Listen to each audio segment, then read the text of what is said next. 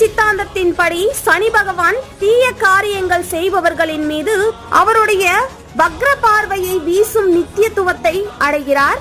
சனி பகவானுடைய சக்தியை கொண்டு எந்த கடவுள்களுக்கும் அசுரர்களுக்கும் தேவர்களுக்கும் அவரின் செயல்களுக்கு ஏற்ப தண்டனையும் பரிசும் கொடுக்க அவரால் முடியும்.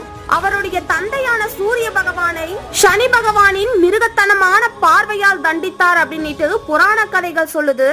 வஞ்சகம் மற்றும் துரோகம் செய்பவர்கள், பாவங்களை பற்றி பயப்படாதவர்கள், மற்றவர்களுடைய பொருட்கள் மீது ஆசை கொள்பவர்கள், மற்றவர்களின் வாழ்க்கையை கெடுப்பவர்கள் என யாரும் சனி பகவானிடமிருந்து தப்பவே முடியாது.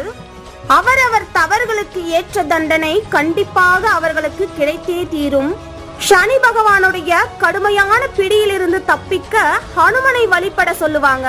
அந்த பரிகாரத்தை தெரிஞ்சுக்கிறதுக்கு முன்னாடி அந்த புராண கதைகள் 2 இருக்கிறது.